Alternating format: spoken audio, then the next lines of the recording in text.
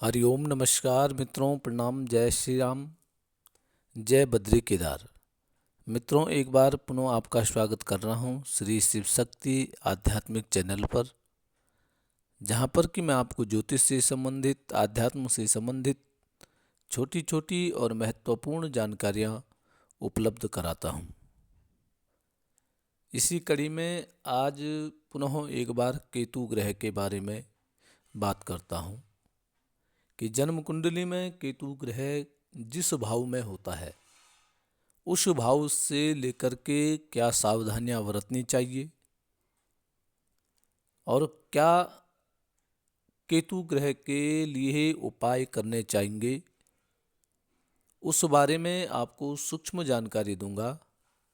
तो पुनः वीडियो प्रारंभ करने से पहले आपसे निवेदन करता हूं कि चैनल को सब्सक्राइब ज़रूर करें, वीडियो को पूरा देखें और साथ में अन्य लोगों तक पहुंचाने के लिए वीडियो को शेयर भी करें, लाइक भी करें और कमेंट भी ज़रूर करें।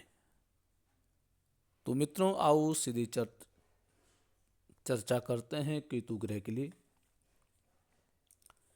तो मित्रों, केतु ग्रह को अशुभ ग्रह माना जाता है और यह अशुभ फल प्रदान करने वाला होता है केतु ग्रह। परंतु मित्रों, हर समय केतु ग्रह अशुभ ही फल नहीं देता है। कभी कभी शुभ फल भी केतु ग्रह देता है। वह कब? जब वह अच्छे भाव में विराजमान होता है या अच्छे ग्रहों से दृष्ट होता है। अच्छे ग्रहों की नज़र, दृष्टि इस पे पड़ रही है, तो तब यह अच्छा फल देने लग जाता है। मित्रों, केतु ग्रह जहां भी बैठा होता है, जिस भी भाव में बैठा होगा, तो मनुष्य उस भाव के प्रति गंभीर नहीं रहता है। अर्थात केतु जिस भाव में बैठा है, उस भाव के प्रति मनुष्य को गंभीर रहने की आवश्यकता है, जो कि मनुष्य नहीं रहता है, जातक नहीं रहता है।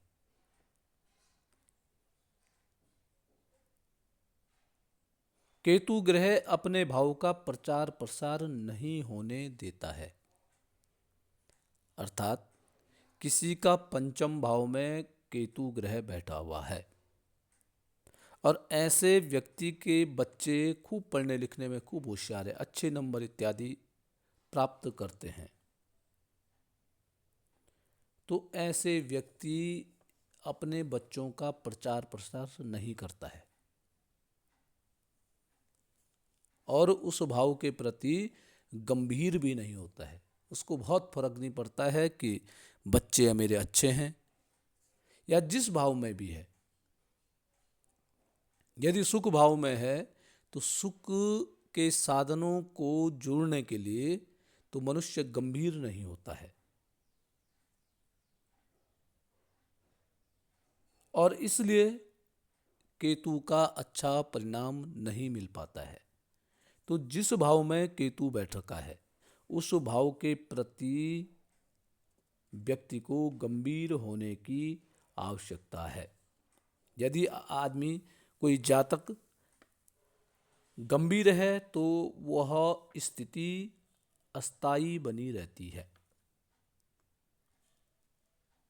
और यदि गंभीर नहीं है तो आज ठीक है, कल फिर खराब हो गया, आज खराब है, कल ठीक हो गया, तो ऐसे उतार चढ़ाव चलता रहता है। अगर हम उस भाव के प्रति बहुत अधिक प्रचार प्रसार करते हैं तो फिर केतु वह फल देना बंद कर देता है।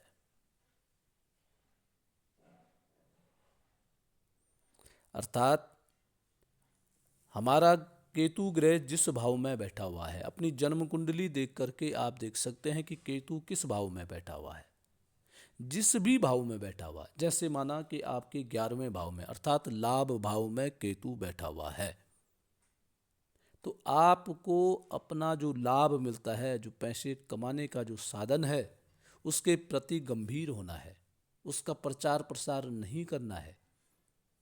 यदि आप प्रचार प्रसार करने लग जाएंगे तो फिर आपके आय के जो स्रोत हैं वो कम होने लग जाएंगे, उसकी महत्वता कम होने लग जाएगी। यदि आप प्रचार प्रसार करते हैं, उसके प्रति आपने संवेदनशील बना रहना है, प्रचार प्रसार कम करना है, अन्यथा फिर केतु फल देना बंद कर देता है। और दूसरी बात है, आपने प्रचार प्रसार किया, केतु ने फल देना बंद कर दिया और आप एक हंसी के पात्र बन जाते हैं, अर्थात आपका मजाक होने लग जाता है। बेइज्जती जिसको कहते हैं, आपकी बेइज्जती होने लग जाएगी। और मित्रों, आज की जो दुनिया है, आज की दुनिया में मेहनत व फल कम मिले परंतु उसका प्रचार प्रसार ज़्यादा मनुष्य करना चाहता है, और फिर उसका नतीजा यह निकलता है कि न वह अपनी सफलता को प्राप्त कर पाता है और न ही प्रचार प्रसार अधिक पुनः कर पाता है। तो सीधा सा है कि केतु जिस भाव में बैठा होता है, उस भाव का प्रचार प्रसार आपने अधिक नहीं करना है। समय से पहले उसका प्रचार प्रसार नहीं करना है, समय आने पर उसका प्रचार प्रसार स्वयं हो जाएगा। और उस भाव के प्रति आपको गंभीर रहने की आवश्यकता है, अन्यथा उस भाव की महत्वता समाप्त होने के ज़्यादा चांस बन जाते हैं, क्योंकि केतु ग्रह ही एक गंभीर ग्रह है और इसलिए उसके जो परिणाम होते हैं, उसके जो फल होते हैं, वह भी गंभीर फल उसके प्राप्त होते हैं। तो मित्रों, अपनी कुंडली को देख करके उसका निरीक्षण कीजिए, आपकी कुंडली में केतु कौन से भाव में बैठा हुआ है। जिस भी भाव में केतु बैठा हुआ है, उसके उस भाव के प्रति जो आपका संबंध है, उसके प्रति आपको सजग रहने की आवश्यकता है। सजग रहिए तो आपको अच्छे परिणाम, अच्छे फल आपको मिलने लग जाएंगे।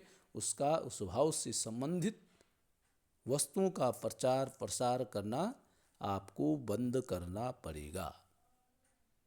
तो मित्रों, आज के लिए बस इतना ही। कल पुनः किसी नई जानकारी के साथ आपके सामने प्रस्तुत होऊंगा। तब तक के लिए नमस्कार, प्रणाम, जय श्री राम, जय बद्र केदार।